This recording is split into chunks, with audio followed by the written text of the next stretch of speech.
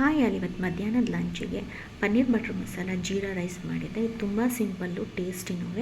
ಇದು ಹೆಂಗೆ ಮಾಡೋದು ಅಂತ ಹೇಳಿ ನಾನು ನಿಮಗೆ ಹೇಳ್ತೀನಿ. ಇದಕ್ಕೆ ಬೇಕಾಗಿರೋ ಸಾಮಗ್ರಿಗಳು: 2 ಈರುಳ್ಳಿ, 2 ಟೊಮೊಟೊ, 10 ಗೋಡಂಬಿ, 1 ಹಸಿರು ಮೆಣಸಿನ್ಕಾಯಿ, 1 ಕೆಂಪು ಒಣಮೆಣಸಿನ್ಕಾಯಿ, ಲವಂಗ 4, ಚಕ್ಕೆ 1 ಇಂಚಷ್ಟು ಶುಂಠಿ, 1 ಇಂಚ್ 7ರಿಂದ 8 ಬೆಳ್ಳುಳ್ಳಿ, ಒಂದು ಸ್ವಲ್ಪ ಶುಗರು, ಒಂದು ಅರ್ಧ ಲೋಟದಷ್ಟು ನೀರು.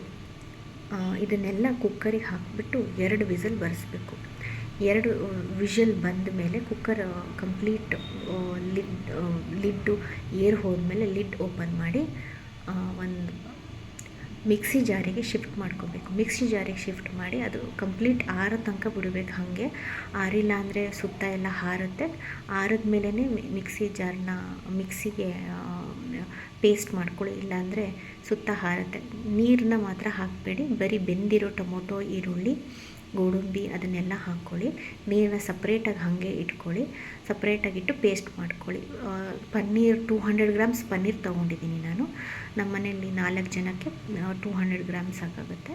ಅದಕ್ಕೆ 200 ಗ್ರಾಮ್ಸ್ ಪನ್ನೀರ್ ತೊಗೊಂಡಿದ್ದೀನಿ. ಪನ್ನೀರ್ನೆಲ್ಲ ಸಣ್ಣದಾಗಿ ಸ್ಲೈಸಾಗಿ ಕಟ್ ಮಾಡ್ಕೋಬೇಕು. ಸ್ಲೈಸಾಗಿ ಕಟ್ ಮಾಡಿ ಒಂದು ಬಾಣಲಿಗೆ ಸ್ವಲ್ಪ ಬಟರ್ ಮತ್ತು ಸ್ವಲ್ಪ ಎಣ್ಣೆ ಹಾಕಿಬಿಟ್ಟು ಅದಕ್ಕೆ 1 ಟೇಬಲ್ ಸ್ಪೂನ್ ಖಾರ ಪುಡಿ, 1 ಟೇಬಲ್ ಸ್ಪೂನ್ ಸಾಲ್ಟು ಮತ್ತು ಸ್ಲೈಸ್ ಮಾಡಿರೋ ಪನ್ನೀರ್ ಎರಡನ್ನೂ ಹಾಕಿಬಿಟ್ಟು ಒಂದು 2ರಿಂದ 3 ನಿಮಿಷ ಚೆನ್ನಾಗಿ ಫ್ರೈ ಮಾಡ್ಕೋಬೇಕು. ಚೆನ್ನಾಗಿ ಫ್ರೈ ಆದಮೇಲೆ ಅದೇನು ನಾವು ಮಿಕ್ಸಿಗೆ ಹಾಕಿ ಪೇಸ್ಟ್ ಮಾಡ್ಕೊಂಡಿರ್ತೀವೋ ಟೊಮೊಟೊ, ಈರುಳ್ಳಿ ಎಲ್ಲ, ಅದನ್ನು ಇದ್ರ ಜೊತೆ ಹಾಕಿ ಮಿಕ್ಸ್ ಮಾಡಬೇಕು. ಒಂದು 2ರಿಂದ 3 ನಿಮಿಷ ಮಿಕ್ಸ್ ಮಾಡಬೇಕು.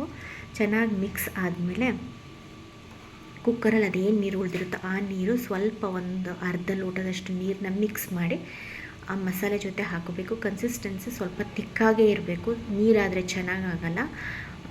ಚೆನ್ನಾಗಿ ತಿರುಗಿಸ್ಬಿಟ್ಟು ಒಂದು 5 ನಿಮಿಷ ಮುಚ್ಚಿಡ್ಬೇಕು. ಹಾಗೆ ಮುಚ್ಚಿಟ್ರೆ ಪನ್ನೀರ್ ಬಟರ್ ಮಸಾಲ ರೆಡಿ ಆಗುತ್ತೆ. ಇದು ಲಂಚ್ ಬಾಕ್ಸಿಗೆ ಕೊಡ್ಬೋದು, ಮಕ್ಕಳಿಗೆ ಚಪಾತಿ ಜೊತೆ ಮತ್ತು ಜೀರಾ ರೈಸ್ ಜೊತೆ, ದೋಸೆ ಜೊತೆ ಎಲ್ಲ best. You can try it.